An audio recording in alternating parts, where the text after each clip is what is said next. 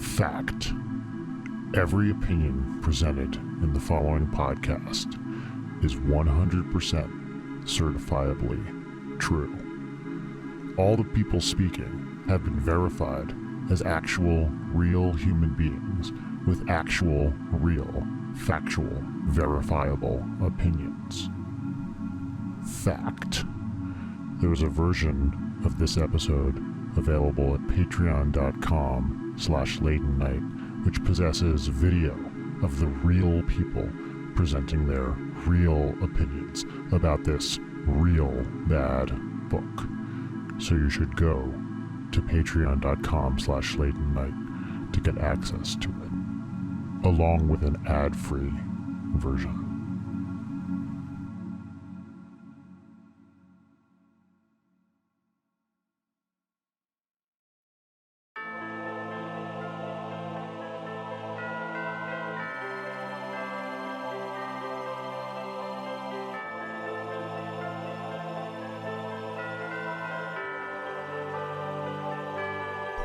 The longer we sit here, the more I feel like Frank Reynolds in his art curator fit.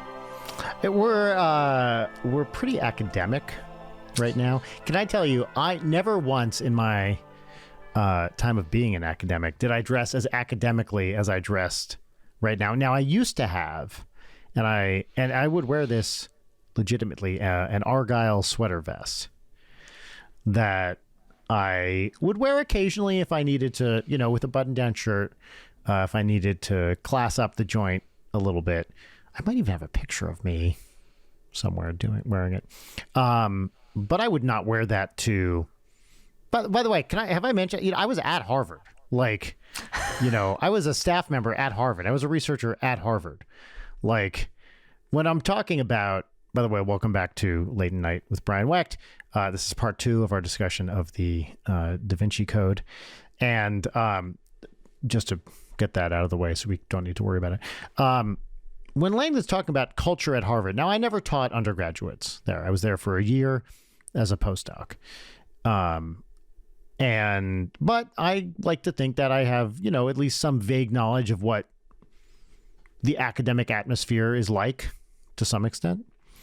I was in the Harvard physics department. I'd go to seminars. I'd go to colloquia, stuff like that. What the fuck this guy is talking about has no bearing on anything I ever did there. Although, what would happen a lot, actually, in seminars is I would be giving a talk to, to the physics department or the people in my research group. And occasionally, like a hot young co-ed sitting in the back row, I'd drop some knowledge. And she'd be like, what? Really? No way. But what does that have to do with physics? And I'd be like, oh, you don't think it has anything to do with physics? Just wait. By the way, check out my watch. Oh, that shows you're young at Right. heart. And then she closes her eyes and she's written "love you" on her eyelids. Yeah. Except no, it doesn't say love you. What would it say? What's a good thing for her to say? Get wecked? Maybe. I'm wet. I'm wecked. I'm wecked. Maybe that's a pretty good one. I'm wecked. I don't know. I was going off the Harrison Ford. Wait. Dripping wecked. Oh. That's the segment of the show where you talk about your sartorial choices. Yes, that's very good. Actually, did I ever tell you we should do that? If I ever put out a solo album under my own name, we have a couple options for titles. One of them is Slippery When Wecked. I think that one's really good. Yeah. Also, another one is Innocent Until Proven Wecked. I like it. It's a curveball. Yeah, right. Do you want to share with the audience what your child said when she came in during the intermission? Yes, I will, but I have another option. Actually, here's another name. Speaking of a murder mystery, I have a really good title for a murder mystery, which jumps off one of the ones I just said. Slippery When Dead. Right. Yeah. Slippery When Dead. Yeah. Okay. So in between the recording of these two parts of the Da Vinci Code, I went and picked up my beloved daughter, Audrey, from school because I was going to have to do it anyway, and it seemed like a good choice. Also, as we're recording this, there's another fire happening in Los Angeles. It's not that close to me or Layton, but still. That went from nothing to 5,000 acres in 2 hours. Yeah. That's, what a time to be alive. But I picked her up, and I was like, you know what she's going to like? She's going to like it. She loves Layton. I was like, Layton's wearing a costume. What a great time to bring Audrey into the room and show her this great outfit that Layton is wearing. And so I brought her in. Layton was wearing this. And she looks at the screen. She goes, "Who's that? Grandma?" Now, let's say a couple obvious things here. Layton, you are approximately 50 years younger than Audrey's grandmother. Not quite, but approximately. Allegedly. Audrey's grandmother has curly gray hair. You are wearing a straight blonde wig. Yeah.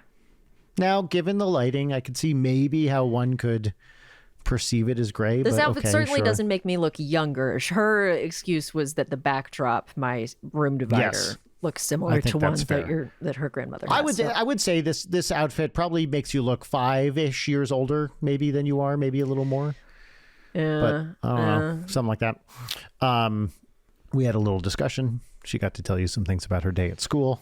Yeah. She threatened to, quote, rub her dirty hands on me if I didn't. She tried to steal your drink. She tried to steal my water. And then what Yep. were her parting words to you again? Bye, bitch. From the mouths of babes. Yeah.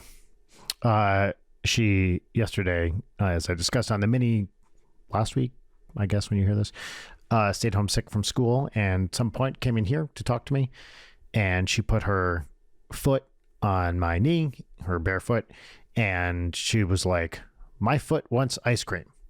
And I said, "Okay, well, then your foot can ask me." And she went, "I want ice cream." And I said, "Oh, hi, Foot. What's your name, Foot?" And she went, "Bitch, shit, and fuck." Oh my God. Yep, we're learning. We I always sure think, are. Whenever she does stuff like that, think about the Matrix quote. She's learning. What's happening? She's learning. That's true. She is Yeah, learning what works. she is And is learning. she miraculously healed today? Yeah, Layton, it is the weirdest thing. She's 100% fine, feels fine. And, you're going to be surprised by this, too. I know you are. We talked yesterday at approximately 11 a.m. is when we recorded the mini. Mm-hmm. By the time I went in for lunch, she was feeling great and asked for some ice cream and was, the case of tummy hurt that had plagued her not 2 hours before that was miraculously cured. Yeah. Interesting. I know. It was very interesting. So we discussed, and today she felt fine. That's good. I'm glad to hear it. Yep, me too. Well, speaking of the opposite of feeling fine, we're on part 2 of the Da Vinci Chode. Yep. Oh, draconian devil. Oh, lame saint. I'm on chapter 21. Yeah, out of 100 and something, 6. Oh, God. The Mona Lisa. For an Yeah. instant, standing in the exit stairwell, Sophie forgot all about trying to leave the Louvre. Her shock over the anagram was matched only by her embarrassment at not having deciphered the message herself. Sophie's expertise in complex cryptanalysis had caused her to overlook simplistic word games, and yet she knew she should have seen it. After all, she was no stranger to anagrams, especially in English. Honestly, I will give Brown credit for this. Yes, fucking right. She should have seen it. But it's like he's constantly saying, "Oh, it's so simple and yet so brilliant." Yeah. Stop telling me how simple they are. We know, but it's embarrassing when you're saying that you couldn't come up with anything cleverer. Yeah, and they actually, later on, a couple paragraphs after this, they answer how did this motherfucker come up with these anagrams at the last minute? It's because he's like an anagram guy. They point out Saunier had expressed his distaste for the modernist cubist movement. Modernist cubist. Okay, fine. By noting that Picasso's masterpiece, Les Demoiselles d'Avignon, was a perfect anagram of vile, meaningless doodles. Picasso fans were not amused. He constantly does this thing where he says something and then he includes a reaction as if the people reacting to it are idiots. Like, who's going to be mad about it? No one's going to be mad about this. It's an anagram, and I don't know. It's silly. Yeah, so they're in the Louvre. I actually don't have a lot highlighted here, except at the very end, like a peal of thunder, a career's worth of symbology and history came crashing down around him. A career's worth of symbology. Everything Jacques Sonnier had done tonight suddenly made perfect sense. Yeah. I, too, highlighted that section. Dumb. Then I have two singular lines out of context, one from each chapter 23 and chapter 24. And, they don't even need context. He paused, his voice brimming now with academic zeal, is one. The next chapter. Yeah, you know what? I've felt my share of academic zeal. It's pretty great. You can't deny it. Then from chapter 24, I think this is a Silas chapter, just the line, his sinews felt taut with exhilaration. Terrible. Gross. In 23, I have the Fleur de Lis, the Flower of Lisa, the Mona Lisa. And it's shit like this that is this a new observation? Like, you just can't tell, there's clearly Dan Brown is not a dumb guy. I think his writing is bad. I can't imagine he's dumb. I think he's disingenuous, and I think he's probably claiming things he shouldn't be claiming. But he's saying some things which I'm like, oh, maybe Fleur de Lis, Mona Lisa. Okay, he maybe thought through this, and there's an interesting thing there. Yeah, okay. I'll give him a little credit for that. Yeah, sure. Why not? I did. At some point, they talk about the Mona Lisa being a good example of sfumato, right? Yeah. And I was thinking that this book made me sfum with how bad it is. Sfuming mad. I'm sfuming mad. Not a good joke, but nevertheless. See, I own it. The second classroom straw man scene, which is full of a lot of very sensitive and good stuff, is most recently Langdon had shared the Mona Lisa's secret with a rather unlikely group, a dozen inmates at the Essex County Penitentiary. This is a really stupid one. Yeah. Langdon's jail seminar was part of a Harvard outreach program attempting to bring education into the prison system. Culture for convicts, as Langdon's colleagues like to call it. CanCon is what we call it here. It's like, that's not really a joke. The whole way that this is presented. No, it's played like a joke. That's exactly right. It's condescending. This entire segment is just like these weird straw man, like vulgar, regressive depictions of cons. This is where we get the little F slur. We get some transphobia. Yeah. It's like, hey, teach, I can't imagine that you think that smart stuff is any good. Duh. It's reductive and insulting. Yeah. Hey, Mr. Langford, a muscle-bound man said. Is it true that the Mona Lisa is a picture of Da Vinci in drag? I heard that was true. Yeah. And then, fuck, this part made me so mad. You sure that's not some Harvard way of saying the Mona Lisa is one ugly chick?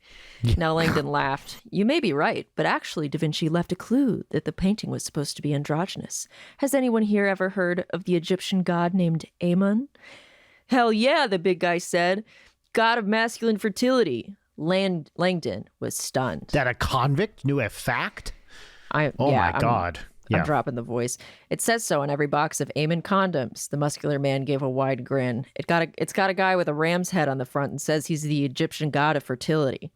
Langdon was not familiar with the brand name, but he was glad to hear the prophylactic manufacturers had gotten their hieroglyphics right. Their hieroglyphs right. Well done. Amen is indeed represented as a man with a ram's head, and his promiscuity and curved horns are related to our modern sexual slang, horny. Is this true? No shit. Is this true at all? Yeah, let's look up etymology. No, it's not. Yeah, I didn't think so. My guess was that he's just making this up. Let's see. No, I've got a long paper. Oh, no. Uh-oh, I Googled horny etymology, and now I'm in trouble. Oh my God. Okay, this is a good one. Apparently, the widely beloved term that is horny comes from the late 18th century phrase having the horn, used broadly to describe male arousal. By the 19th century, the term horny has become popularized, being that erect male penises had the aesthetic quality of, well, a horn. That's kind of what I would have guessed. Where are you getting that from? This is from getmod.com. Mm-hmm. I'm texting you a really good image right now. Oh, please do. Maybe you can describe this. Do you want to describe what you're seeing here?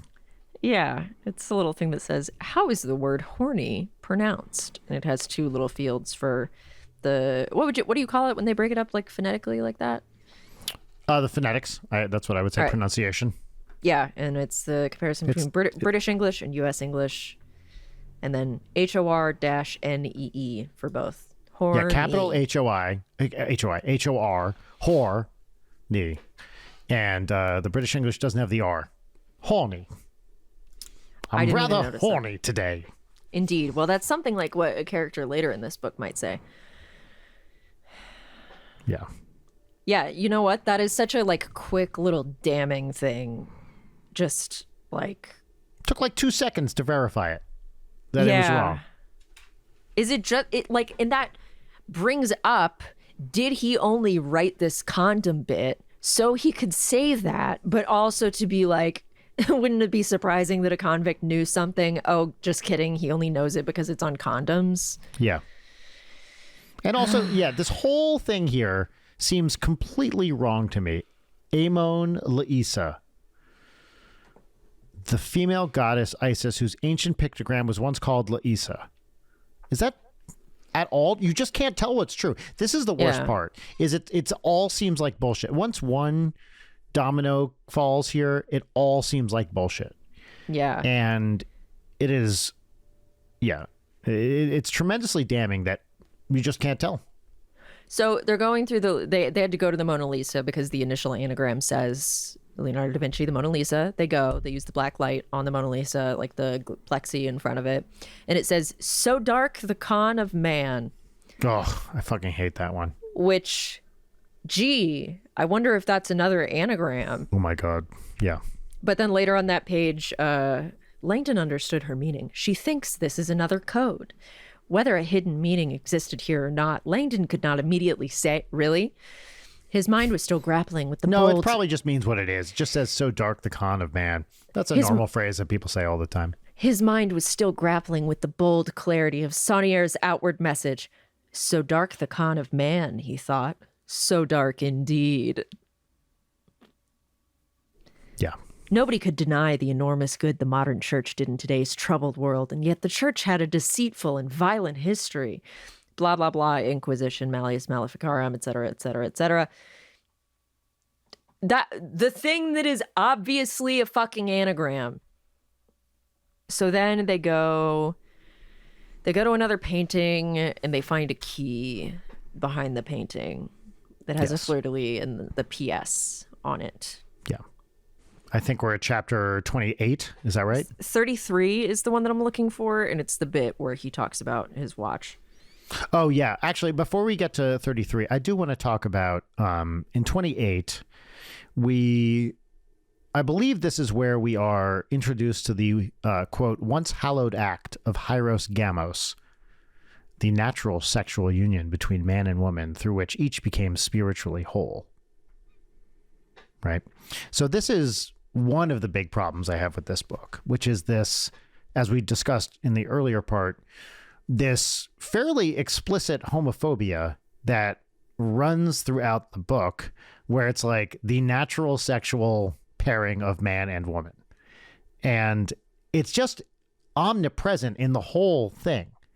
And it really gives this a very, very sour note of depicting sex between a man and a woman as natural. And anything else is unnatural. I mean, not the way I do it. Let me tell you that much, right? But and everything else is unnatural. It kind of by implication. And the fact that it's talking about like the way that it talks about androgyny and Yes, the that's right. various cracks, especially in that prison scene, and one of the quote unquote hooker scenes. Yes, that's right. It's like half the book is about like, oh, the beautiful union of male and female and how it's in perfect balance, and then you have like references to trans people in this book that are just like really Yes. disparaging and shitty and gross. And it's like, so do you actually mean any of the things that you have said? Right. It feels to me, and I'm not saying it is this, but it has this like kind of conservative air of like, oh, well, we're exalting women by protecting them sort of thing. Yeah. Right. And it just, it feels gross and I don't like it. Now, the other thing is this book was not written that long ago. It's like 20-ish years old. That is not long enough ago to excuse this stuff. Yeah.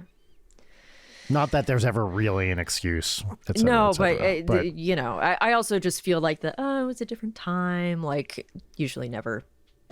No, holds up. absolutely. Or at least people only throw it out when they like the thing, Yes. which is fine. But just like say that. Yes. But it's just the repeated, he says this over and over. Natural sex between a man and a woman is not a problem. Yeah. Bad. Yeah. In the third straw man classroom scene, that will become very apparent. Yeah. There's So a really, yes, please. Wait, you wanted to keep going through chapter 28 or whatever? I'm just going to say that I highlighted the phrase loin swaddle in chapter 29. Gotcha. And now we can move on to the thing you wanted to talk about. Yeah, I wanted you to read this one because it's sure. It's in chapter 33 and it starts with Langdon made no response, All right. and it's hold about him on. checking his watch.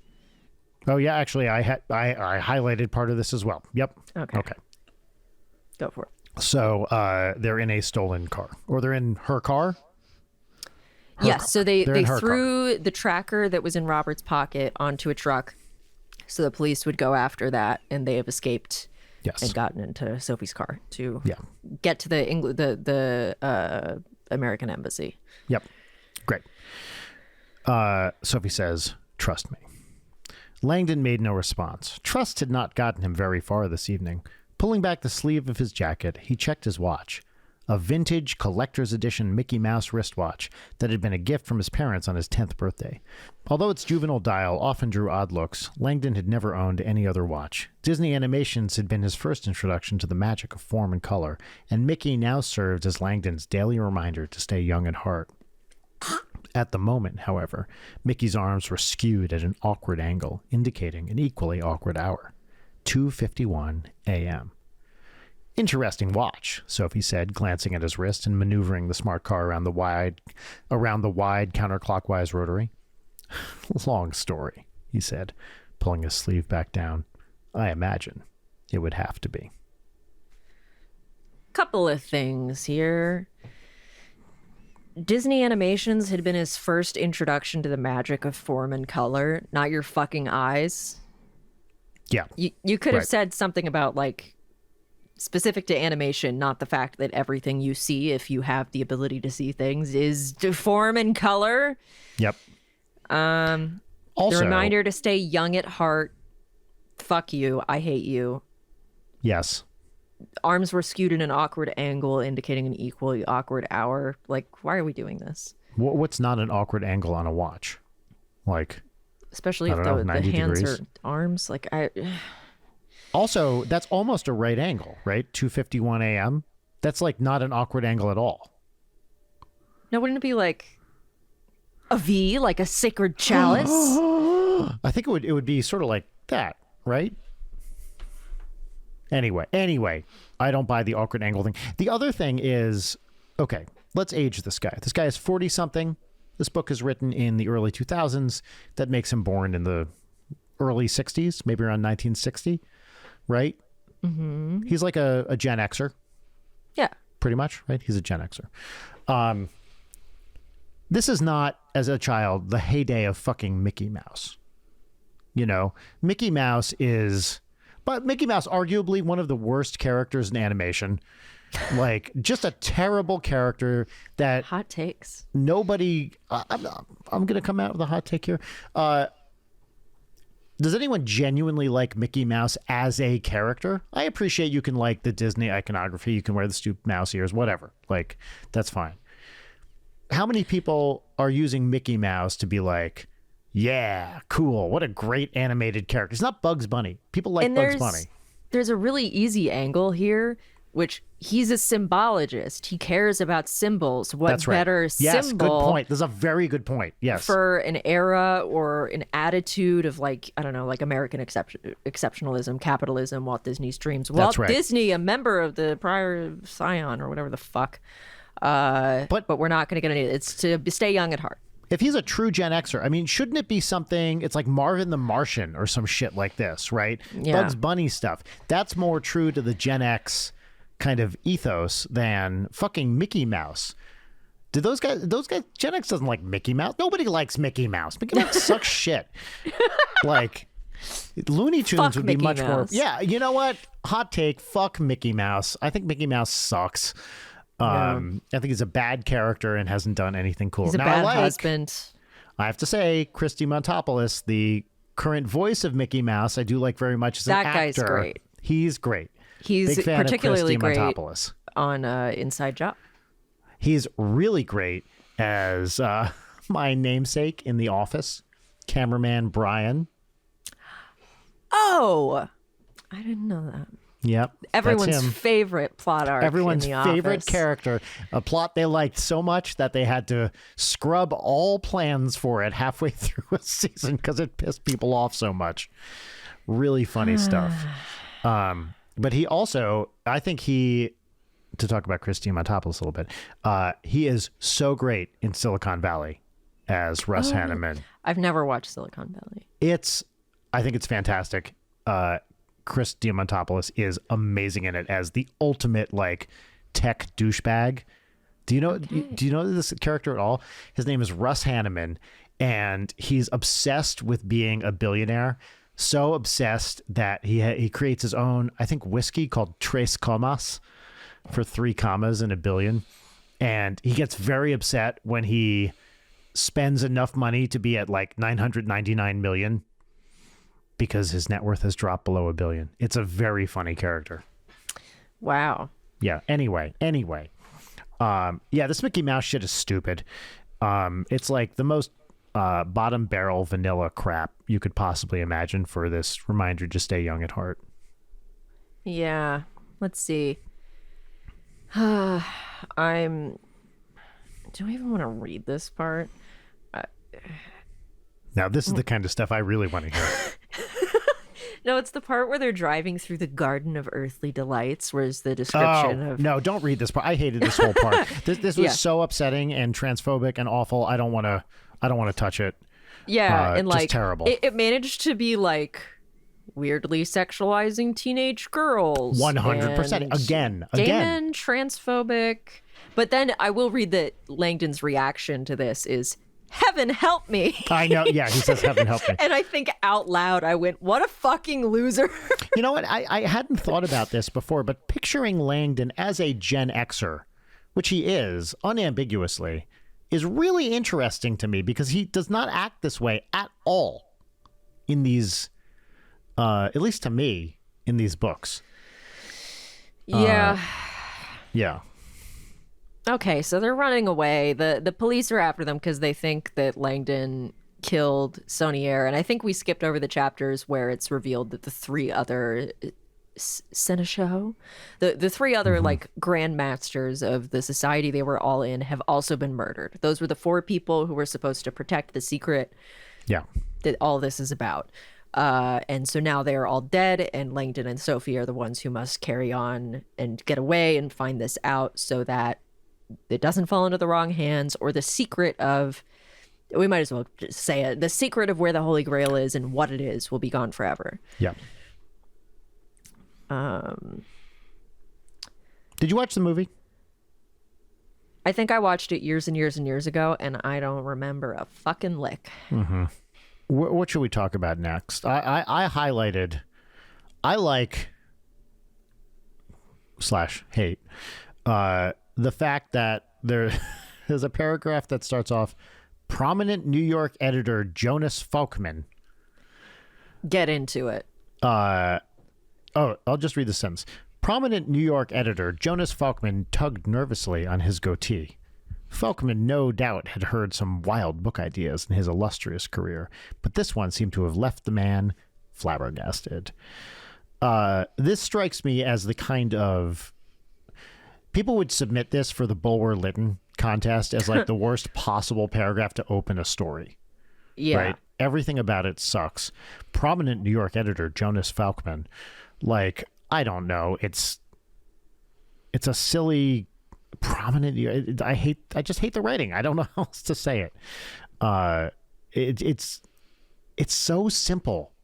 Everything, to use a term here, there's nothing sub rosa, right, in this book. Everything is rosa. Yeah. So Langdon is attempting to explain the history of the Priory of Sion, and he's telling Sophie about the Sangreal. Yeah. So the legend is complicated, but the important thing to remember is that the Priory guards the proof and is purportedly awaiting the right moment in history to reveal the truth. What truth? What secret could possibly be that powerful? Langdon took a deep breath and gazed out at the underbelly of Paris leering in the shadows. Sophie, the word Sangreal is an ancient word. It has evolved over the years into another term, ... a more modern name. He paused. When I tell you its modern name, you'll realize you already know a lot about it. In fact, almost everyone on Earth has heard the story of the Sangreal. Sophie looked skeptical. I've never heard of it. Sure you have, Langdon smiled. You're just used to hearing it called by the name Holy Grail. Wait, then keep going, because I highlighted something immediately in the next section. Do you want to read it? Sure. I did not. Sophie scrutinized Langdon in the back of the taxi. He's joking. The Holy Grail? Langdon nodded, his expression serious. Holy Grail is the literal meaning of Sangreal. Okay, now what I did is I highlighted this and wrote as my note, she is fluent in French. This is a woman who speaks a Romance language. It has easy cognates. Yeah. Now, actually, I don't know if Sangreal is actually the translation of Holy Grail. I mean, if you search Sangreal, the Holy Grail is the It first is? thing that Okay. comes up. Yeah. Great. There is no fucking way she doesn't know this. She's fluent in French and English. Well, it's This funny is- because Dan Brown immediately says Holy Grail. Sophie was surprised she had not spotted the linguistic ties immediately. This is the kind of shit he does all the time that you already mentioned, where he does something as if it's a revelation and then includes these fudge factor words where it's like, she was surprised she never noticed it, which is essentially saying this character is stupid. Right? When you have a bunch of simple things that people fail to notice, it's not hard to figure out why they're idiots. This gets to the core explanation of like sort of why this book is so controversial, partially because of the bullshit claims it's making about this exact thing, which is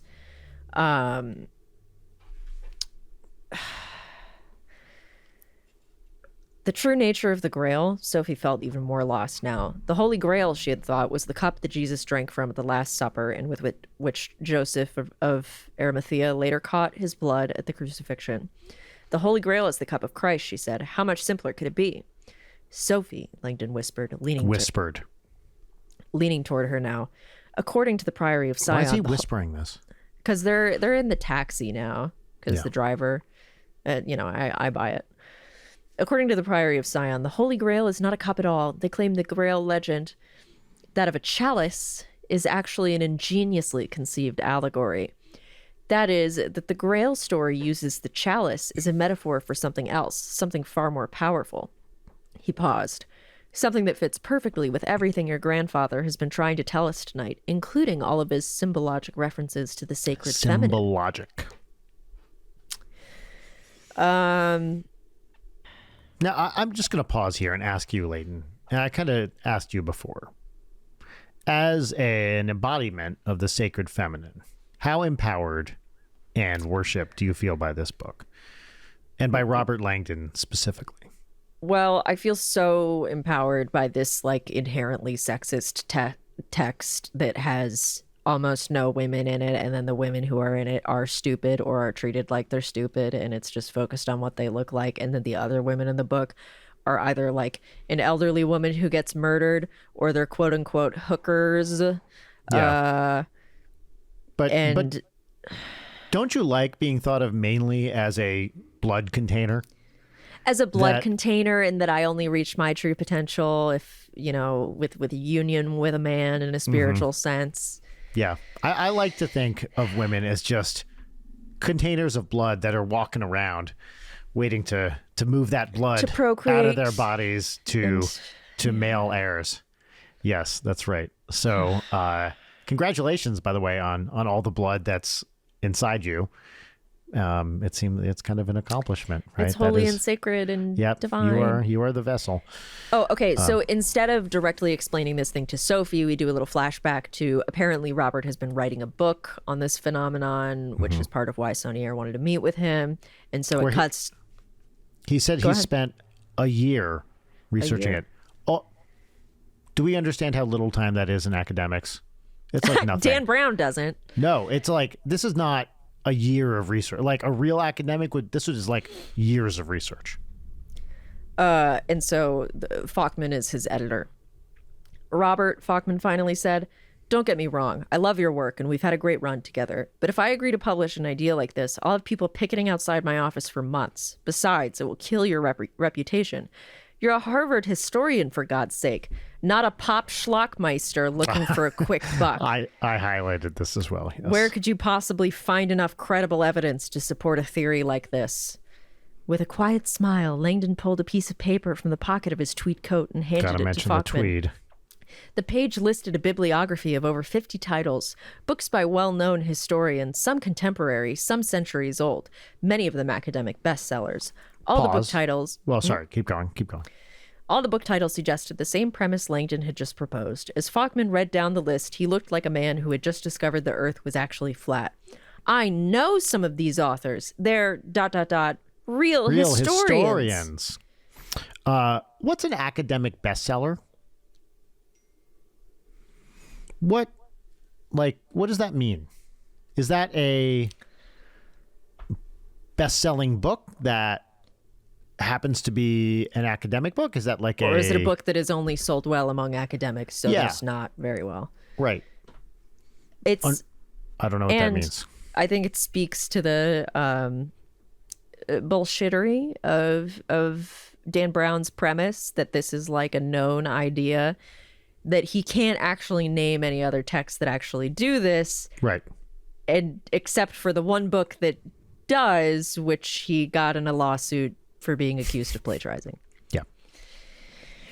We're gonna have to move that. We're only 30-something% through this. I know, we travesty, and we're now 40 minutes into part 2 of this episode.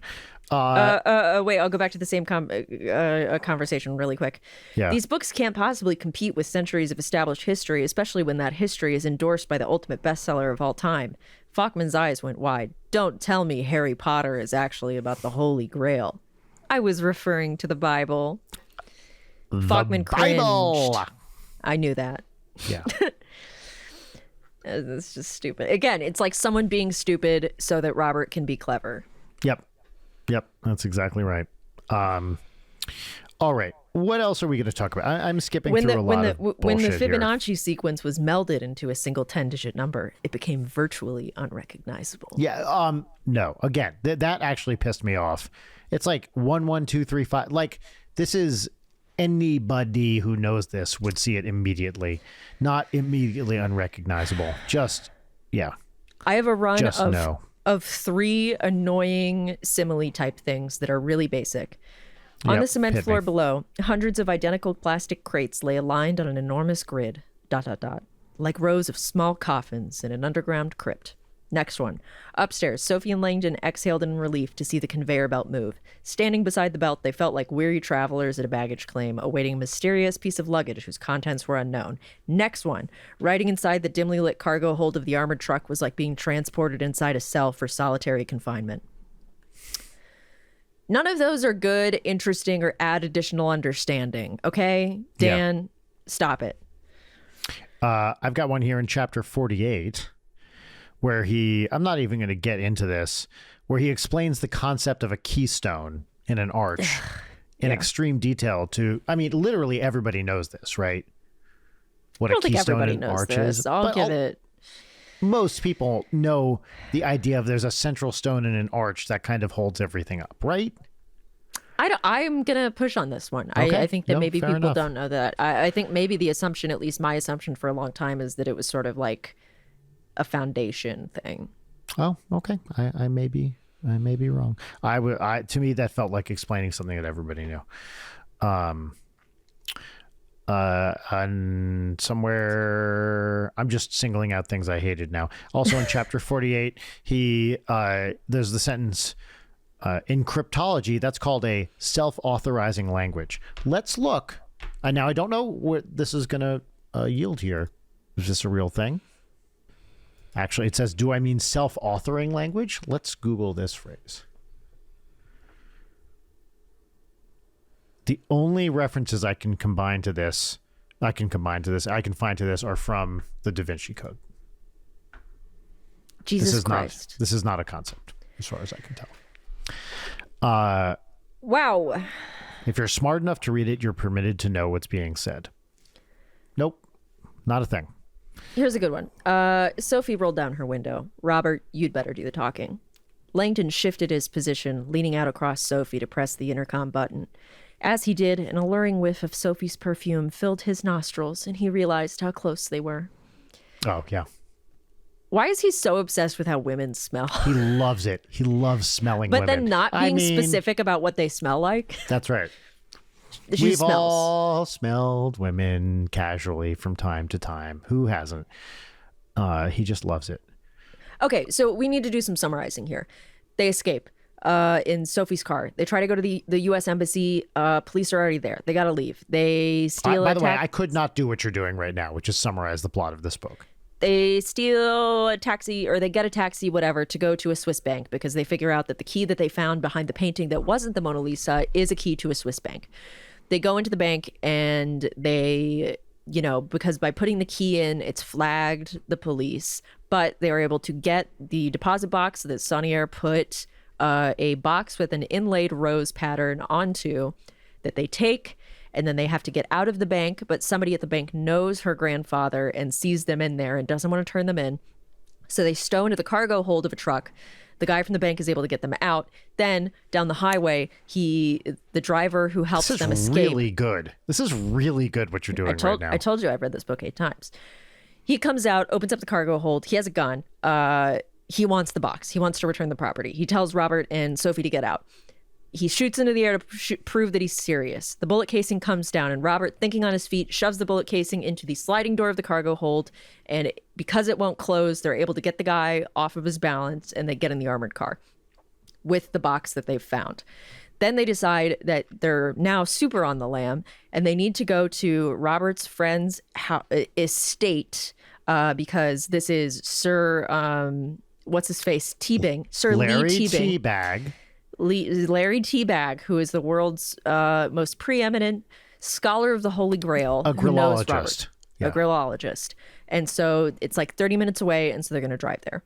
Great. And at the same time, we haven't mentioned Bishop Aringarosa, who I believe has a long-distance cousin named Yeah. named Bishop A Pocket Full of Posa. Thank you. That's exactly the joke I was hoping you were going to make. Yes. Yeah. Yeah. So, there's this whole thing. Silas is being guided by a mysterious figure named the Teacher. That's why Teacher. Silas has killed the 4 people who knew about the location. So he's in hot pursuit, and he's following Sophie and Langdon to Teabing's estate. Sophie and Robert are able to, go to the intercom, wake up Teabing's servant who's pissed. And then Teabing is like, oh, well, it's Robert Langdon and he's talking about the Grail, so come on in. What else? Teabing is... I actually highlighted something here in the Teabing section. Please. Hold on. Langdon sighed. I was hoping you would be kind enough to explain to Ms. Nouveau the true nature of the Holy Grail. Teabing looks I stunned. highlighted this too. She doesn't know. By the way, played in the movie by Ian McKellen, who now I picture his cadence when I'm hearing this. Yeah. Langdon shook his head. The smile that grew on Teabing's face was almost obscene. Robert, you've brought me a virgin? Langdon winced, glancing at Sophie. Virgin is the term Grail enthusiasts use to describe anyone who's never heard the true Grail story. Teabing turned eagerly to Sophie. How much do you know, my dear? Sophie quickly outlined what Langdon, blah, blah, blah, blah, blah. That's all. Teabing fired Langdon a scandalous look. Robert, I thought you were a gentleman. You've robbed her of the climax. I know. I thought perhaps you and I could... Langdon apparently decided the unseemly metaphor had gone far enough. Teabing already had Sophie locked in his twinkling gaze. You are a Grail virgin, my dear, and trust me, you will never forget your first time. We skipped over an earlier bit where Robert was talking in his head. He's thinking about Vittoria Vetra, and then some other guy is like, "Did you mount her?" And he's like, "What? Yes, we did miss that. The Eiffel Tower, have you mounted her?" And he is like, "No." Just right. After they talk about it, the Eiffel Tower looks like a dick. But this whole, first of all, the need to explain to a supposedly smart person what Teabing means when he says, "You've brought me a virgin." It's obvious what that means. This is not something that requires explanation, and it's not something that is unique to this community, right? Like, people sometimes use this term to mean a naive or inexperienced person. Just, again, assuming that Sophie's an idiot is what this is. So this is a big exposition dump. My God. The police, there was a tracker in the bank car, so they know that they're at Teabing's estate. Silas, the assassin, is also at the estate, and he's lurking outside looking through the windows, so he knows that they have the keystone, which they've hidden under a divan because they didn't want to show it to Teabing right away. So they do this huge exposition dump about what the Grail actually is. So long. It takes so long. Like, any momentum, which the book already did not have, it's gone. And it does not ever get it back. And this is the end of a chapter. Now, does this... By the way... And they're talking about the Last Supper and claiming that the figure to Jesus's left is actually a woman. Can I just say... Larry Teabags would be a perfect character to have been a woman. Why is this supposed Grail expert on the feminine? What, Well, I don't want to give spoilers, but I think there's a pretty good reason why this character can't be a woman based on the conventions of certain things that happen later. Okay, fair. But I'm just saying. No, I get it. You're correct. That would be a better book. Also, did we mention that he is quote unquote, I'm putting as many quotes on this as possible, crippled? Yes. Because he had polio, I think. Is it polio? Something like that. But he's on crutches and leg braces. Compared to Maximilian Kohler in Angels and Demons, who's never felt the touch of a woman.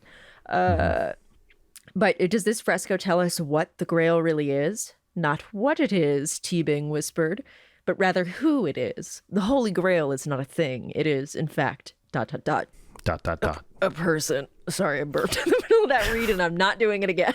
Wait, now Teabing is a terrible name for a character, but you say it's an anagram? It's an anagram of one of the authors of Holy Blood, Holy Grail. I'm about to knock this fucking thing over. Yeah, I see that. Yeah. I forget exactly what the name, but the last name of one of the authors of Holy Blood, Holy Grail, which is the book, which was the subject of the lawsuit and is name dropped in this, apparently is an anagram of Teabing. Also, the first thing we hear from this character who we've emphasized is extremely British, and Bacon. He answers them questions 3 in the form of how they take their tea. Naming this character Teabing is a J.K. Rowling level hold of on. naming. A surname of a different author of Holy Blood, Holy Grail is Lee. Yeah. Lee T. Oh my God. Yeah. Which is probably framed as an homage by Dan Brown. Yeah, but it's interesting that he claims that there are all these other academic things that reference this thing that we're about to talk about, and yet that's the only mainstream book that has put this particular theory forward. So, Yeah, dumb. nice work, Dan.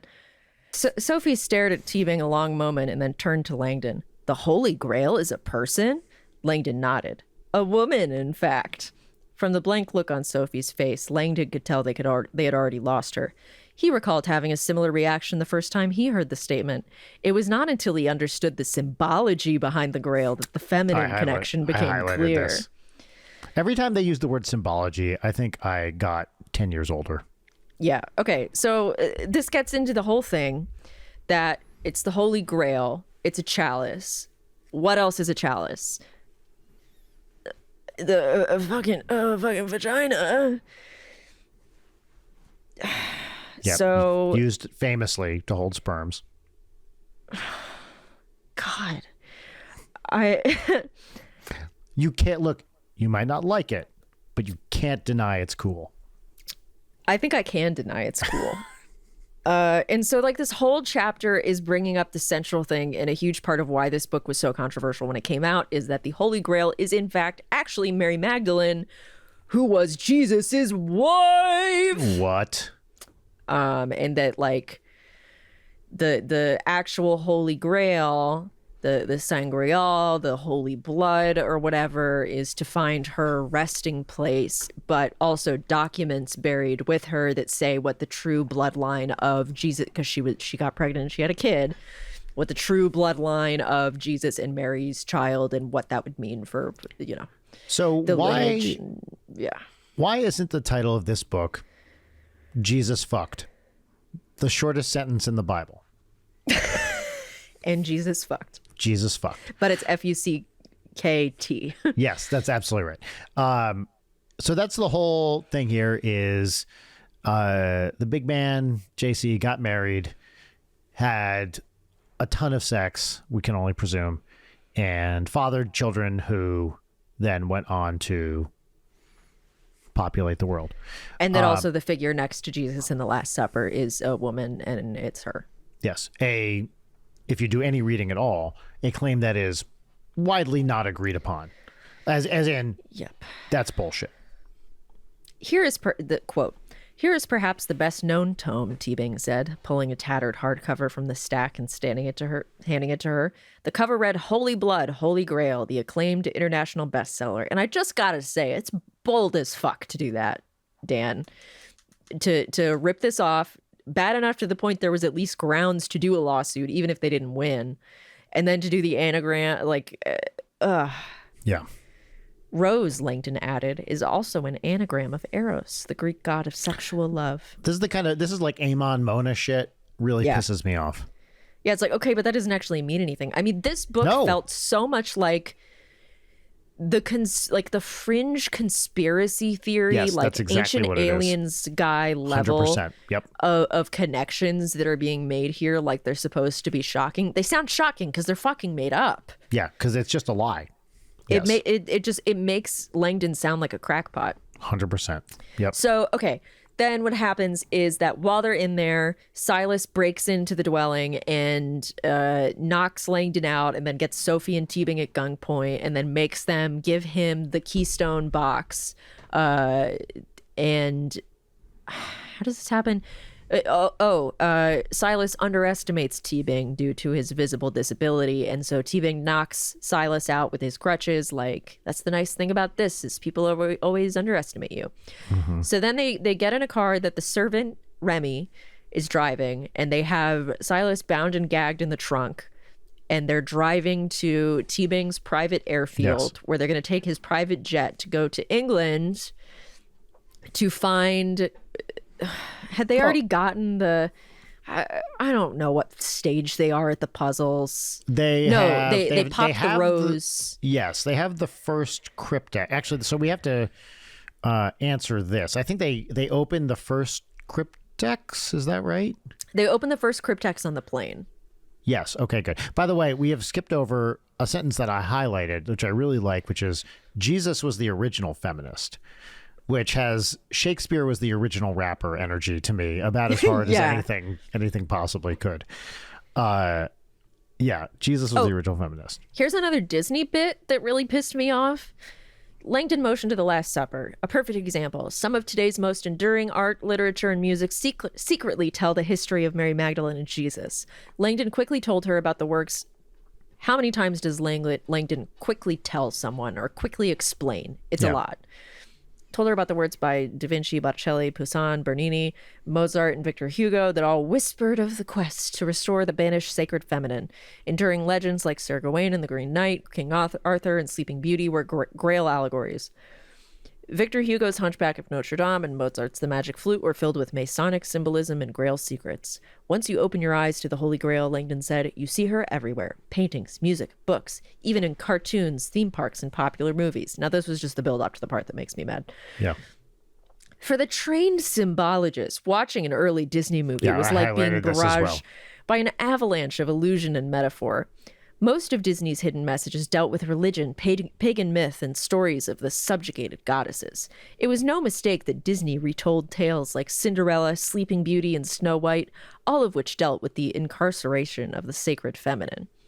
Nor did one need a background in symbolism to understand that Snow White, a princess who fell from grace after partaking of a poisoned apple, was a clear allusion to the downfall of Eve in the Garden of Eden.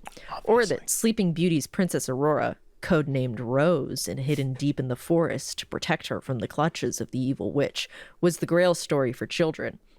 Despite its corporate image, Disney still had a savvy, playful element among its employees, and their artists still amused themselves by inserting hidden symbolism in Disney products. I really hated this part. Langdon would never forget one of his students bringing in a DVD of The Lion King and pausing the film to reveal a freeze frame in which the word sex was clearly visible, spelled out by floating dust particles over Simba's head.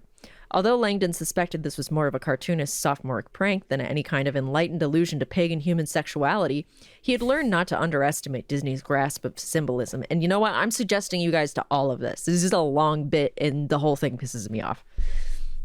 The Little Mermaid was a spellbinding tapestry of spiritual symbols so specifically goddess-related that they could not be a coincidence.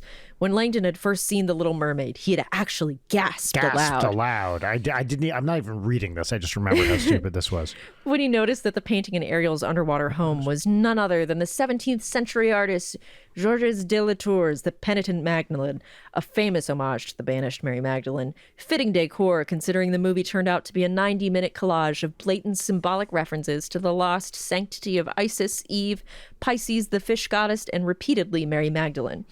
The Little Mermaid's name Ariel possessed powerful ties to the sacred feminine, and in the book of Isaiah was synonymous with the holy city besieged.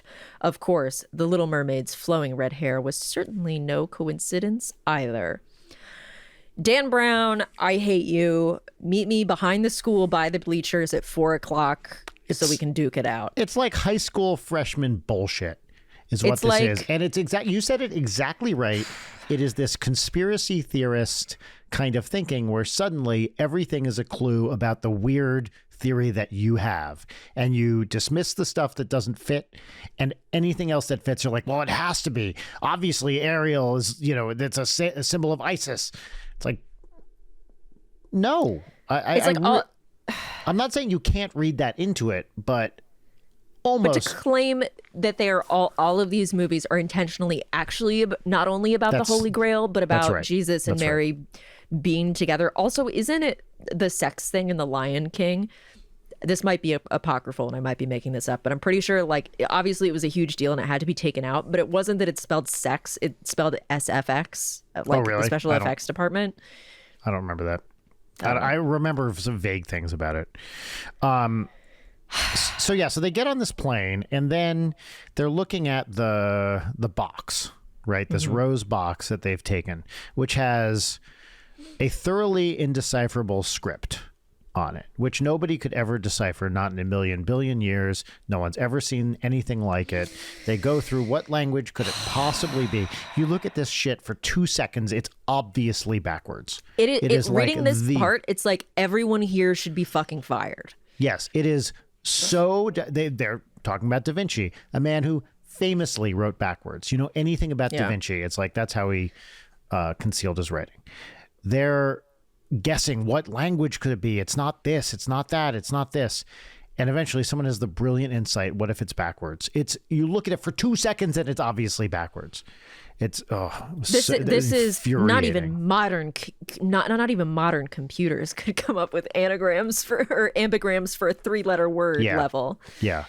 I also liked, similarly, when they're talking about this, they find out it's in iambic pentameter, which is, quote, deeply pagan. Silly. A balanced pair, arranged in strings of 5. Pentameter. 5 for the pentacles of Venus and the sacred feminine. Yep. It's pentameter, Teabing blurted, turning to Langdon. And the verse is in English, la lingua pura. Oh, my God. Oh, did this bug you too? There are multiple times in this book where they're talking about something like this puzzle.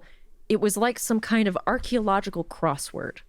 There are multiple times where he refers to some sort of puzzle as being like a crossword. Yeah, it's definitely not. No, it's not. It has nothing to do with a crossword, yeah. By the way, can I tell you... Yeah, please. I'm about to go into the at-bash thing. So yeah, what I was going to say is I was reading this on my way back from the MIT mystery hunt, where I spent a weekend solving actual puzzles, actual interesting, actual hard puzzles. And then to read this shit on the way back was like, it was a total slap in the face. Yeah, you were literally doing the ingenious series of puzzles that lead you all across a place. Yeah. Yeah.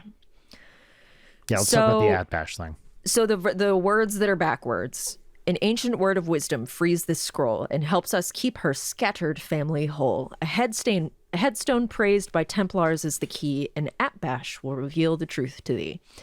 I think the chalice is her scattered family whole, right? Yes. As someone who is not a huge puzzle person, who doesn't know a whole lot about ciphers, if you're a cryptographer and you see the word at-bash and you don't immediately know it's talking about a fucking at-bash cipher, which is one of the most basic, easy to understand ciphers. Yeah. Get fired. Well, and then in the next paragraph, they're like, oh, it's a classroom example. Someone's a fucking professional. Well, yeah, no, she literally says, the last line, Sophie says that at-bash will reveal the truth. I've heard that word. I've heard that word. At-bash. Yeah. I'm not surprised, Langdon replied. You probably heard it in Cryptology 101. The at-bash cipher is one of the oldest codes known to man. Of course, Sophie thought. She can't even do her own job. She's a professional. I mean, this is, you might as well substitute the word anagram in there and have the same conversation. Yeah. Silly. That drove me insane. Absolutely. Then they finally talk about grandpa fucking. Mm-hmm. The phrase orgasm as prayer is used. I like this. Physiologically speaking. Physiologically. So they're talking about what Sophie saw. We discussed this on the previous episode. She saw her grandfather, and as we later find out, grandmother, fucking while doing some kind of ritual. We've all done it. Just perfectly normal sex rites. And they're describing it. And Sophie, here we go. Sophie looks skeptical. Orgasm is prayer? Langdon gave a non-committal shrug, although Sophie was essentially correct. Physiologically speaking, the male climax was accompanied by a split second entirely devoid of thought. A brief mental vacuum, a moment of clarity during which God could be glimpsed. Meditation gurus achieved similar states of thoughtlessness without sex and often describe nirvana as a never-ending spiritual orgasm. Stupid. Which brings us to... Also, why are we singling out the male class? I just don't understand. In a book about the sacred feminine, the divine feminine, the sacred feminine, the sacred feminine, the sacred feminine, the sacred feminine, we're not going to talk about female orgasm. Yeah. Like, I'm not sure Dan Brown thinks they're real. Yeah, you know, for the male orgasm, it's a split moment of not seeing anything. For women, it's like 10 minutes of being humped by Dan Brown, followed by Dan Brown stopping. Yeah. Was that good for you? Yeah. Do women have orgasms? I think I briefly stopped thinking, but I can't be sure. Did you see me stop thinking? Yeah, I'm sorry to do this character assassination, but it really bugged because me. I know that upsets people. The thing is that Dan Brown is richer and more successful than either of you and I will ever be, and I believe we're punching up. And also, I find that what he does is academically and creatively dishonest. So, Yeah, I agree. now we get to the third, final, most annoying classroom straw man scene. Yes, this is bad. This It's is very bad. Will you read it? Yeah, let's see. I highlighted starting it. Ironically, Langdon had made this same point in a class lecture earlier this semester. Let's see. What? Give me the percentage because I did highlight this. I'm just trying to find It's it. 68%. Yeah, here In chapter 74. Right, there it is. Yes. Sophie was silent, but Langdon sensed she was starting to understand her grandfather better. Ironically, Langdon had made the same point in a class lecture earlier this semester. Is it surprising we feel conflicted about sex? He asked his students. Our ancient heritage and our very physiologies tell us sex is natural. Again, not the way I do it. A cherished route to spiritual fulfillment. Not and the yet way I do it. modern religion decries it as shameful, teaching us to fear our sexual desire as the hand of the devil. Actually, that sounds pretty hot. I'm going to note that for later. Langdon decided not to shock his students with the fact that more than a dozen secret societies around the world, many of them quite influential, still practice sex rites and kept the ancient tradition alive. So Tom Cruise's character in the film Eyes Wide Shut discovered this the hard way when he sneaked into a private gathering of ultra-elite Manhattanites. Why would you not hyphenate that word? Trust me, insane. Only to find himself witnessing Hyros Gamos. Sadly, the filmmakers, who I guess we're not going to mention Kubrick by name here, had gotten most of the specifics wrong, but the basic gist was there. A secret society communing to celebrate the magic of sexual union. Brief moment. So rich for Dan Brown to say, sadly, the filmmakers had gotten most of the specifics 100, wrong. Yep, I highlighted this as well. Yep. Fuck. Yep, they couldn't be bothered to do their research about what an actual sex rite was. What was that line earlier about you're not writing pseudoscientific schlock or whatever? Fuck. Yeah. Continue, 'cause this- Pop Schlockmeister. Pop Schlockmeister. That's easy for me to remember because that was my grandfather's name. From the Schlockmeister side of my family, of course. Keep going. Professor Langdon, a male student in back, raised his hand, sounding hopeful. Are you saying that instead of going to chapel, we should have more sex? Langdon A chuckled. thing that a person would say. Yes, of course. And you know how often Harvard students are going to chapel. Langdon chuckled, not about to take the bait. From what he'd heard about Harvard parties, these kids were having more than enough sex. Gentlemen, he said, knowing he was on tender ground, might I offer a suggestion for all of you? Without being so bold as to condone premarital sex, and without being so naive as to think you're all chaste angels, I will give you this bit of advice about your sex lives. A very cool thing for a professor to do. Very normal. All the men in the audience leaned forward, listening intently. The next time you find yourself with a woman, look in your heart and see if you cannot approach sex as a mystical, spiritual act. Challenge yourself to find that spark of divinity that man can only achieve through union with the sacred feminine. The women smiled knowingly, nodding. The men exchanged dubious giggles and off-color jokes. Langdon sighed. College men were still boys.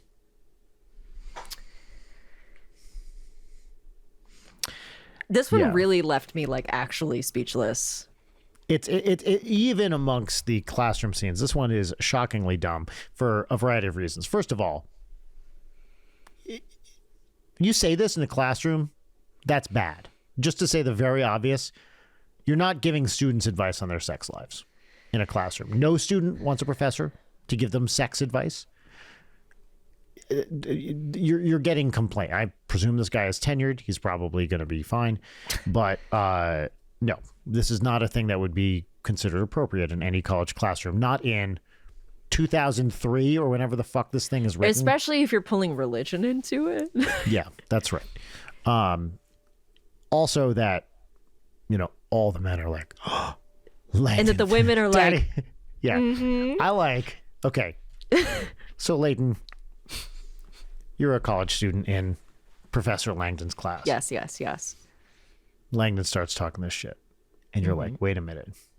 Papa Langdon's going to teach us how to fuck. Hell yeah. He's literally like, Langdon is just being like, ladies, know that your holes are actually holy. Yeah, that's right. They're the holiest of holes. And and it's like the advice that he gives is so like clumsily written, and it's not even like the previous classroom scenes were at least like, here's how people were shocked about this thing that I'm sharing that's relevant to the puzzle. This is literally just straight up like, want to fuck better? The only proper union is between a man and a woman. Bye. Yeah. And by the way, it's a spiritual act. It's a spiritual act. Not the way I do it. And it's what have I done to my wig? It's only the male orgasm is the only one that matters. Yeah, I mean, look, there's some things no one's going to disagree with. And that's this isn't about like both of you feeling this way. It's about how you can only get it from a woman. Yes. What a tremendously creepy whole section here. A whole section? A whole section? Yeah, a whole section. That's exactly right. Also, are Harvard students having like more sex or less sex than at other places? It's a college. People are fucking. It's like, this is what happens. You know, the single time that a professor ever said anything about sex to our class, it was my history of religious studies class. And it was a very old man with a long white beard who was like very dry. I loved that class. But he came in and he was like, today we're going to talk about sex. That's right. Religious sext. SECTS. It was great. I never thought there used to be a store on St. Mark's Place called Religious Sex, and I never thought about that. That was a pun. Yeah. It was SEX, and it never occurred to me till right now that was supposed to be a pun. Yeah, I thought that guy was great. It was the driest class possible, and I'm sure he figured out that by opening with that, he would like finally get anybody to engage. Yeah, that's cool. I taught at the university level. Never. I taught physics, granted. Never once. Well, except for a bunch, did I give my students sex advice. Yeah, and the bands that you're in, none of them have anything to do with sex. No. People asked, but look, if what I knew about sex got out into the general public, no one would be doing anything else. So for the good of society, I have to keep it to myself. The French police would be after you. They are, actually. That's why I had to leave England. It was still part of the EU when I was there, and there was a whole Interpol thing. I can't get into it now for legal reasons, but I had to get out of Europe. So we get into Sophie finally thinking about what she actually saw in that basement, and I'm not going to read the whole thing, but I just want to focus on this one bit that we mentioned earlier. This image, she sees her grandfather's naked. This image alone would have shocked Sophie beyond belief, and yet there was more. Straddling her grandfather was a naked woman wearing a white mask, her luxuriant silver hair flowing out behind it. Her body was plump, far from perfect, and she was gyrating in rhythm to the chanting. Making love to Sophie's grandfather. I hate the phrase making love. I know, me too. It's so bad.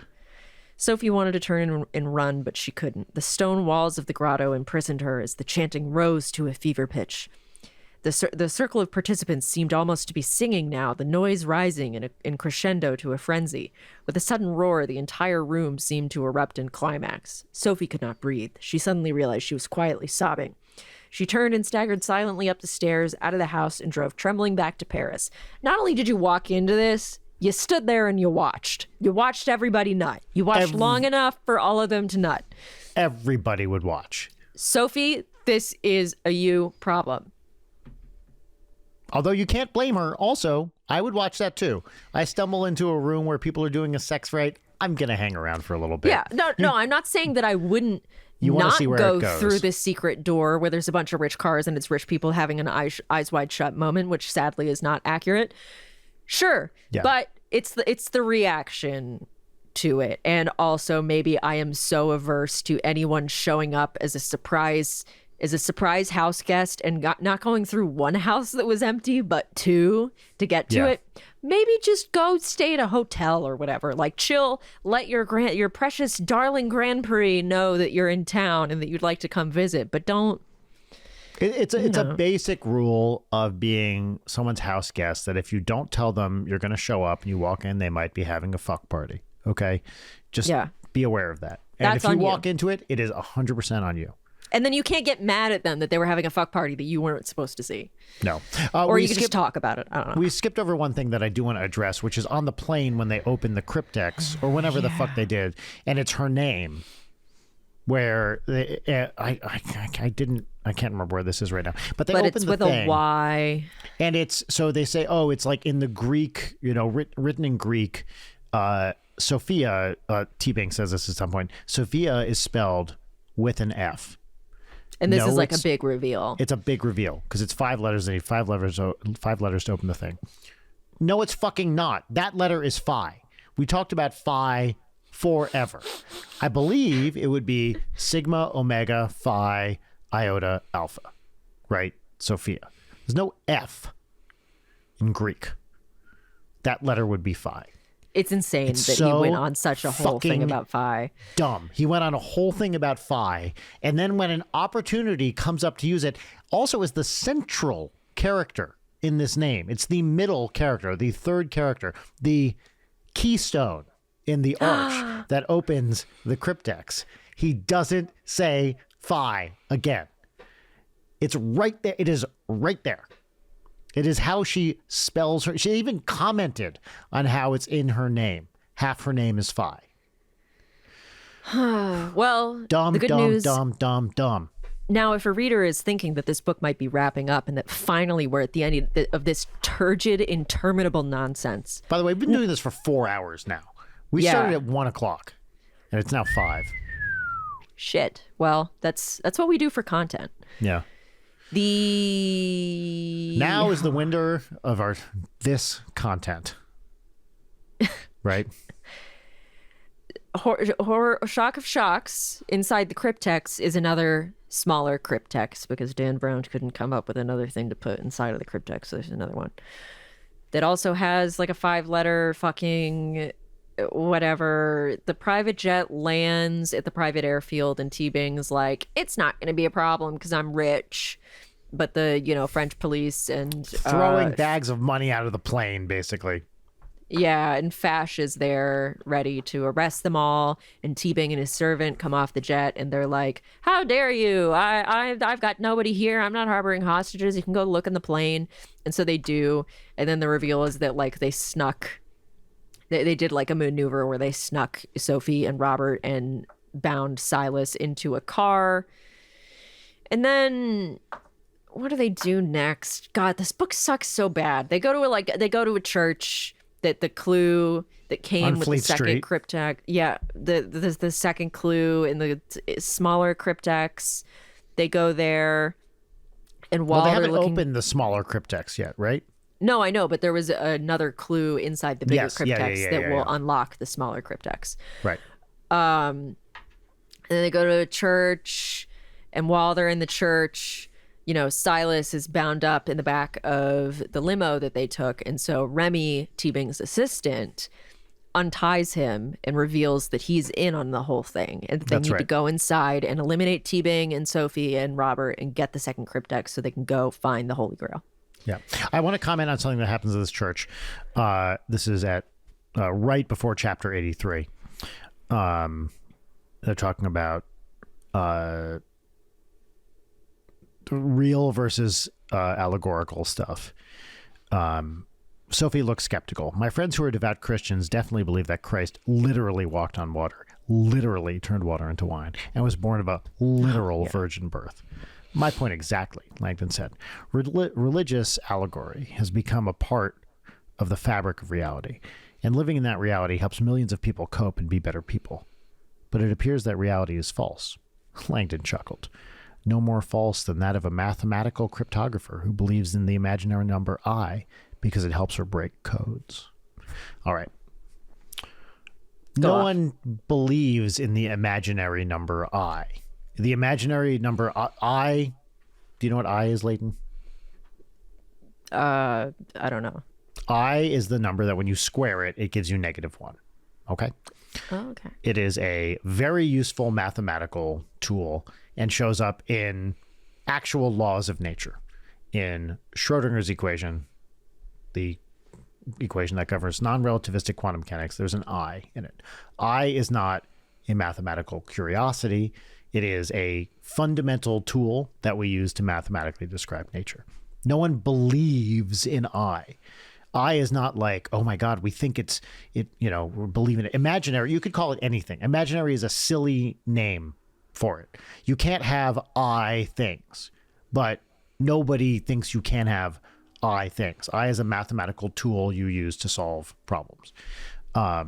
It's the same thing as saying, so the way you think about it is what numbers do you need to solve equations? Okay. If I tell you x minus 1 equals 0, you say, okay, x equals 1. Great. You want to solve equations. So then I tell you, okay, x plus 1 equals 0. What's x? Well, now you need negative numbers. So you say, I'm going to create this new class of numbers that solves that equation called negative. X equals negative 1 solves x plus 1 equals 0. You could also say, what if I wanted to solve 2x minus 1 equals 0? All right, now we need fractions. X equals a half. What if I told you we need to solve x squared minus 4 equals 0, or x squared equals 4? Okay. Let's say, better example, x squared equals 3. Now we have square roots. We're going to come up with these numbers. They're tools, they're ways of thinking about the world that help us solve equations and come in useful. Imaginary numbers are the same thing. They help you solve the equation x squared equals minus 1, or x squared plus 1 equals 0. It's a useful tool. If you want to solve all the equations, you got to add new types of stuff. And eventually there you get into what are called closed systems, where you kind of have all the numbers that you could possibly want. Or algebraically complete or whatever. No one believes in imaginary numbers. Talking about it like this is a thing mathematicians believe in is just straight up stupid. And it's because someone picked a silly word for it, imaginary number. You could call them Wecht numbers or whatever, gray numbers, and it would be the same concept. It is dumb. This is a hallmark of someone who fundamentally does not understand mathematics, as if everything about the discussion of phi before didn't reveal that. They just don't get it.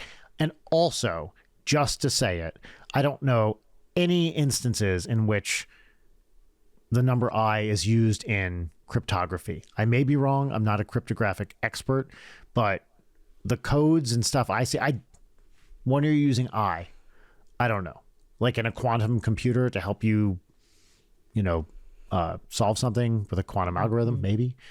But that's not like a thing that comes up in cryptography all the time. It's fucking stupid. Whole thing is dumb.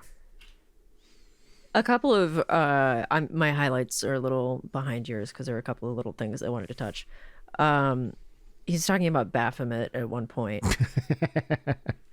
Baphomet also appeared in group photographs when some joker raised 2 fingers behind a friend's head and this V symbol of horns. Certainly few of the pranksters realized their mocking gesture was in fact advertising their victim's robust sperm count. Okay.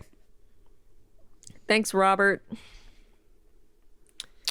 Yeah, that one, I noticed that one too. Is this true at all? I don't think so. Who the fuck knows? I doubt it. Oh, here's another instance of the crossword thing. Langdon eyed the poem again. It was like some kind of primordial crossword puzzle. No, it's not. It's a fucking riddle. Yeah. Okay. Anyway, they go to this church. It's not the right place. Right? Yeah. Remy, who's T-Bang's manservant, by the way, and Silas are working together. They go into the church to confront them and to get the thing, and so they're threatening with the gun. Holding Sophie firm, Silas dropped his hand from her chest down to her waist, slipping it inside her deep sweater pockets, searching. I know. I highlighted this too. He could smell the soft fragrance of her hair through his own alcohol-laced breath. Once again, soft fragrance of her hair. I literally just had that highlighted. Specifying what that fragrance is. Yep. She smelled like a woman smells. She smelled like a smell. Yeah. Okay, so they go from there. They decide to go to Remy and Silas take T-Bang. They kidnap him. And Sophie and Robert get away.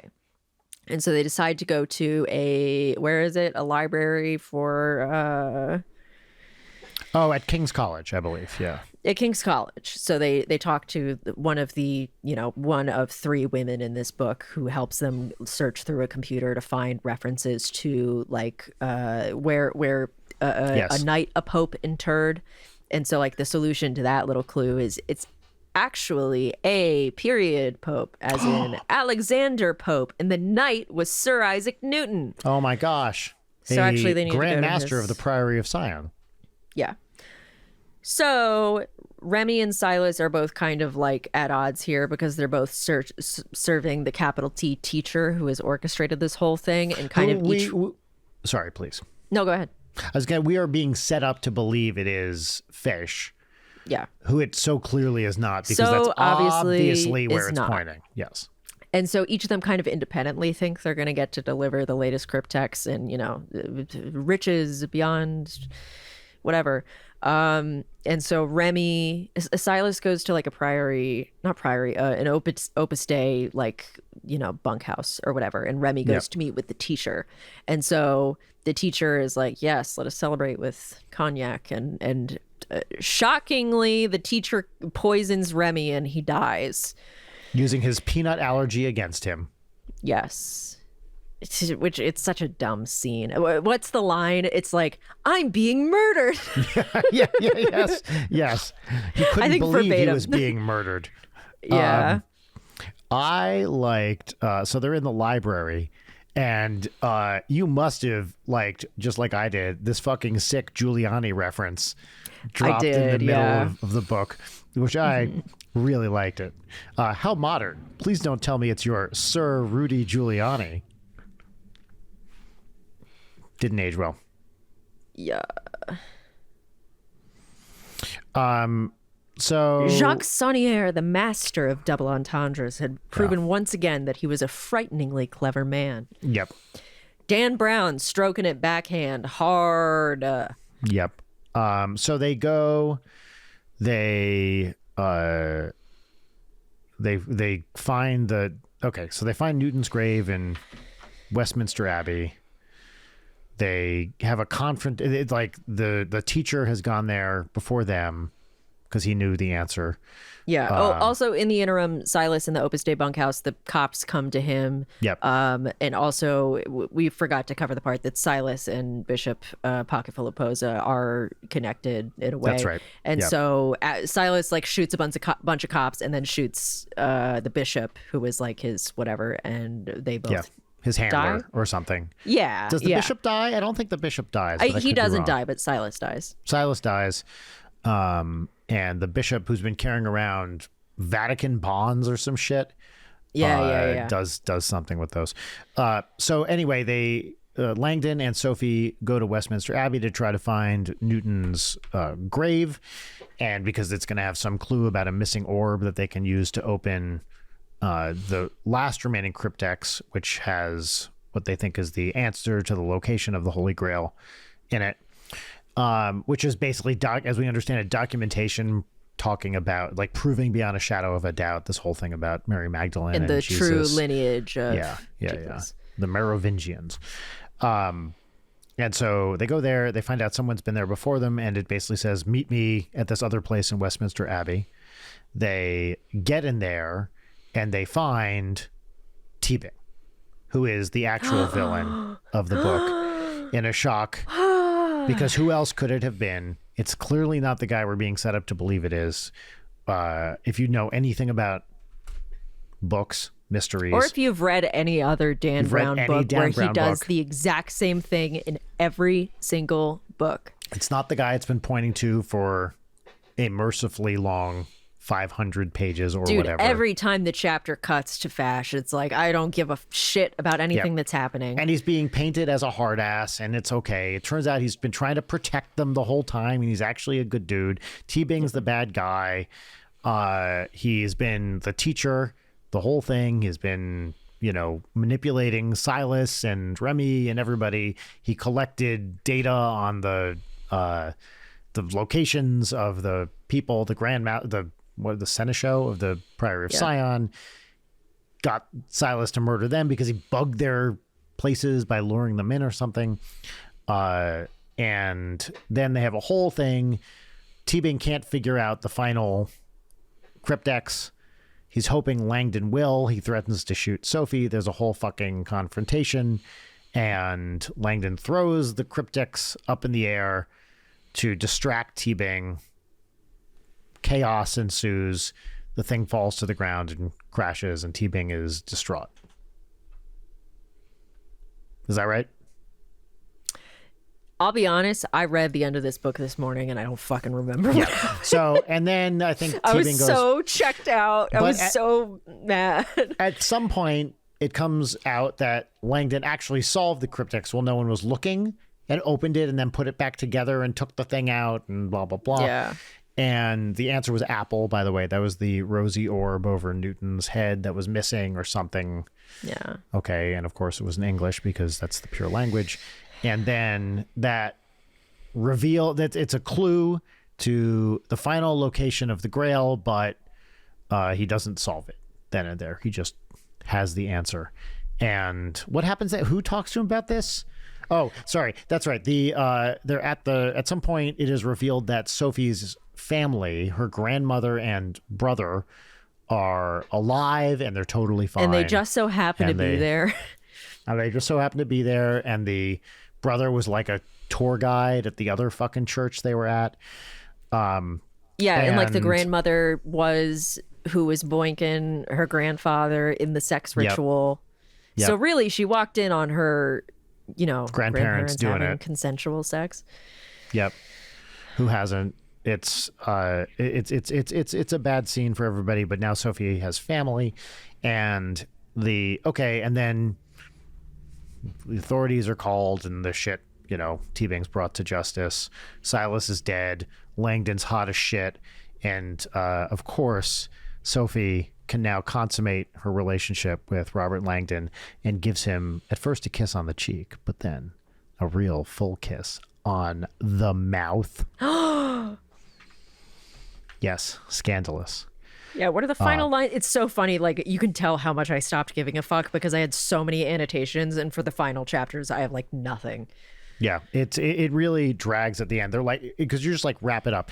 And so then there's more shit about the location of the Grail, and it's like below, the chalice, which is the V, and the other part, what is the sword? Louvre. And so the final clue points to the, I guess, location of, is it the grave of Mary Magdalene or some shit? I don't quite know. But basically, under the pyramids at the Louvre is where the actual location of the Grail is, and Langdon figures this out by waking up in the middle of the night in a hotel again. Yeah. And walking out in his robe and presumably Mickey Mouse watch into the streets of Paris. Yeah. Yes. And so the last, Sophie leaned forward and kissed him again, now on the lips. Their bodies came together softly at first and then completely. So hot. And then when she pulled away, that line screamed to me, a cliche I really hate, which is, and then he possessed her fully, which is a really sad cliche that you hear a lot. Really bad. When she pulled away, really, really her bad. eyes were full of promise. Right, Langdon managed. It's a date. Yeah. So at least they're not like, well, nature boy, I suggest you learn fast. Or have you ever been to bed with you've never been to bed with a yoga master, have you? Yeah. They're not fucking. They just have plans to maybe fuck later. Which, I'll give. Yeah, look, two Brown consenting adults can do whatever they want. They can. It's Unless just they're Sophie's grandparents, in which case that's completely fucked. Yeah. Why? Like, angels and demons had stakes, right? Mm-hmm. There are big stakes. There's a bomb. Cardinals are getting killed. The conclave is happening, which is just like another interesting thing that's going on. That's very dramatic. Mm-hmm. Mm-hmm. We've got the Camerlenio and his whole deal. Like, at least his reveal as the villain. I remember as a kid, I loved it so much because I actually got taken in by that because I was a child.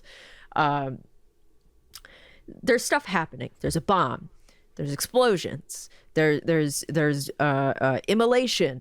This book doesn't have shit. No, it's really, it is horny. really low stakes. There's no like rapey assassin after them. This one is just like, he's an albino. Nobody's life is threatened here, right? They're just on the run from a couple the of law. murders. And the thing that they're solving feels so inconsequential. With the other one, it's you're trying to stop murders and find the bomb. Well, that's right. There's a ticking clock in the other one Yeah. that there is just simply not here. Yeah. Silas isn't much of a threat. He spends half of it tied up. Then we have two like obvious betrayals with characters that were already there that you know are gonna betray them. Like, and for what? What is the ultimate goal of getting the thing? In Angels and Demons, it was the bomb is going to blow up the Vatican. Yeah. And the Illuminati is back. This is like, yeah, we were trying to get some documents and find where a corpse is.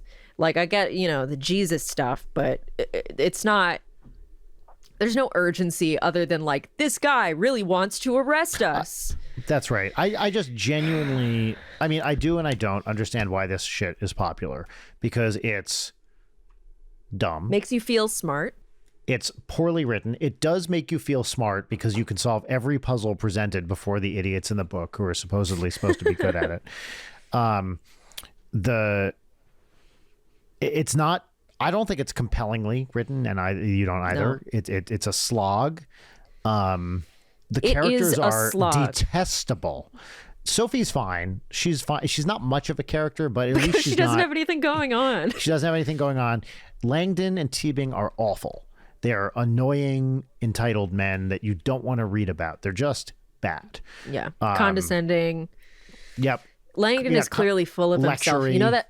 You know that quote from Orson Welles about Woody Allen? Hold on, I'll read it because this is a really appropriate. I love this quote and I think about it all the time. Orson Welles, I hate Woody Allen physically. I dislike that kind of man. Interviewer, I've never understood why. I remember this. Have you now. met him? Orson Welles, oh yes, I can hardly bear to talk to him. He has the Chaplin disease. That particular combination of arrogance and timidity sets my teeth on edge. Interviewer, he's not arrogant, he's shy. Orson Welles, he is arrogant. Like all people with timid personalities, his arrogance is unlimited. Anybody who speaks quietly and shrivels up in company is unbelievably arrogant. He acts shy, but he's not. He's scared. He hates himself and he loves himself. A very tense situation. It's people like me who have to carry on and pretend to be modest. To me, it's the most embarrassing thing in the world. A man who presents himself at his worst to get laughs in order to free himself from his hang-ups. Everything he does on the screen is therapeutic. That rules. That is I love perfect. that quote. And we all know people like that who are like arrogant but timid, and it makes it extra annoying. Absolutely.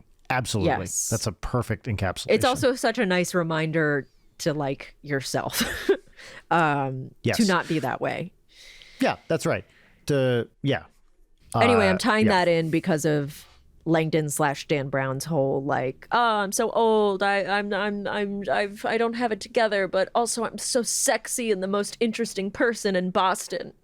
Yeah, I'm slightly graying, but in the hottest way ever. Everyone thinks I'm sexy and that my voice is like chocolate. Chocolate for the face. Yeah, baby. Yeah. It's the holiest of holes. Did you read the Guardian review of this book? I tried to go back and read a few contemporaneous reviews, and the guy, and I can't remember his name. I should have written it down. The guy writing the review for the Guardian was like, basically, it was saying this book is very poorly written, and it is bad, but tied it into, he said something that I had not thought of. He was like, look, in America after 9/11, people are looking for easy answers and evidence that all the bad stuff that happens is because there's some secret society like running shit behind the scenes.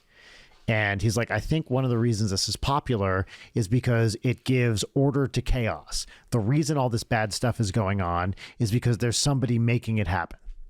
And I thought that was a very interesting take on not only why this book is popular in general, but why it is popular right now when it came out. And I had never thought of it in that context particularly. That's a really good point. It's like the comfort of conspiracy thought, which is exactly what Langdon is doing in this book. It's comforting to think that all of these things and all of the Disney movies have this symbolism because of this. And it's cults behind everything.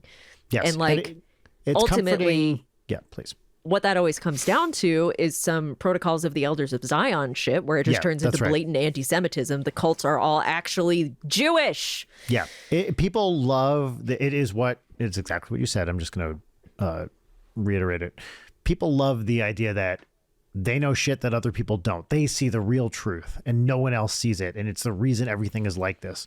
And it's the reason that kind of anti-Semitic stuff is popular. It's the reason QAnon stuff like that is popular. It is pure conspiracy thinking, and it is very alluring to think that you're clued into some ultimate truth that others are not privy to.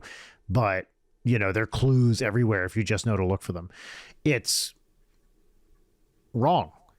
But it is very comforting to think that way, to think that you're one of the cognoscenti and everyone else is dumb. And especially if the information that makes that up is blatant misinformation and you are so overwhelmed by the sheer volume of it that you can't even be bothered to fact check it because you assume that the form that it's taking, which is a best-selling book, which is endorsed by a ton of people and hot in the media, surely the thing at the beginning tells me it's true and it's a bestseller, so it all must be true. Right. Because an academic would not. We have people who should have standards, and you assume that when someone says this is true, they have a standard that they are adhering to.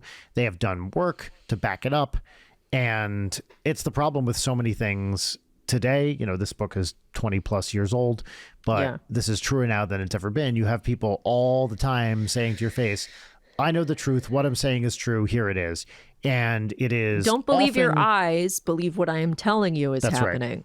And sometimes it's not a blatant falsehood, but it is a truthy kind of like way of framing things that feels right.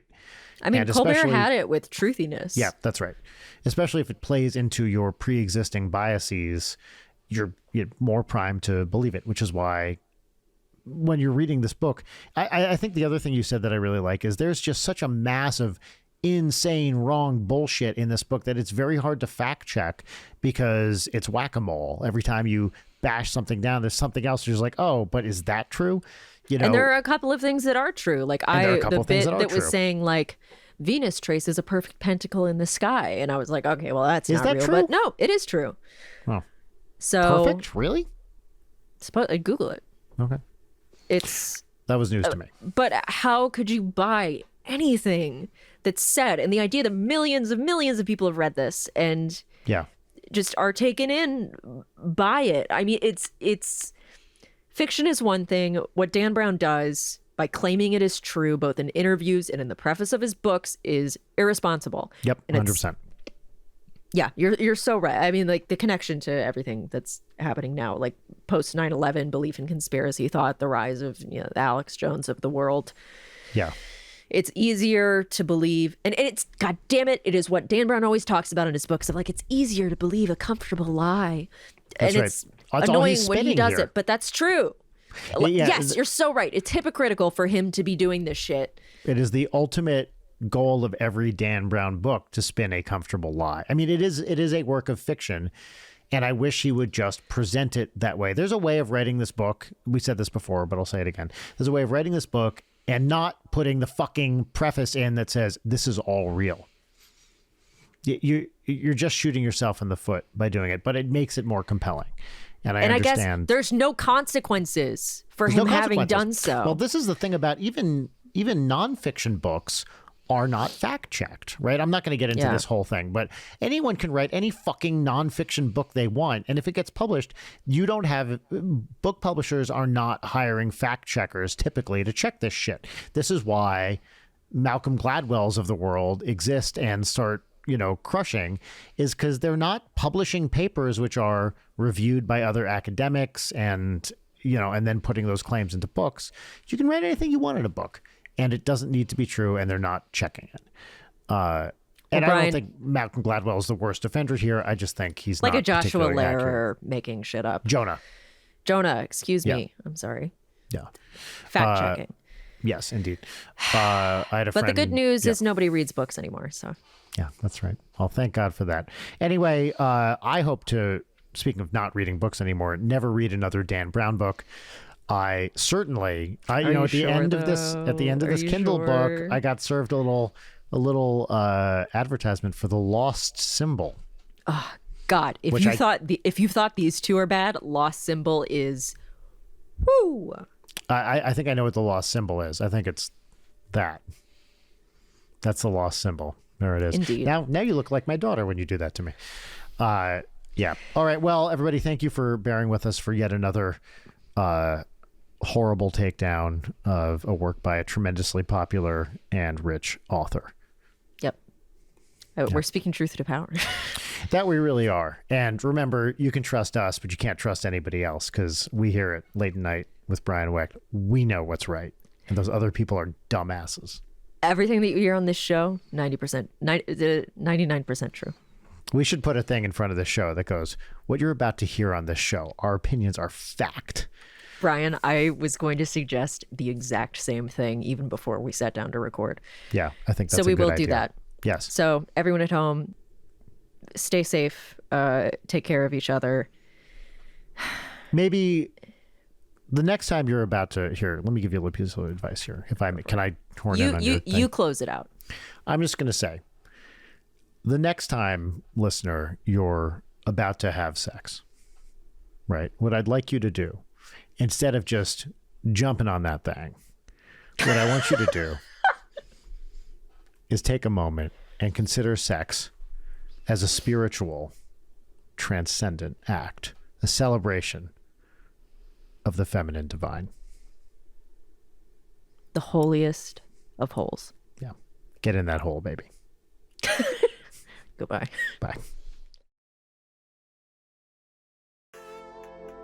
Late Night is produced by Brian Wecht and Leighton Gray. Sign up for our Patreon at patreon.com/LeightonNight.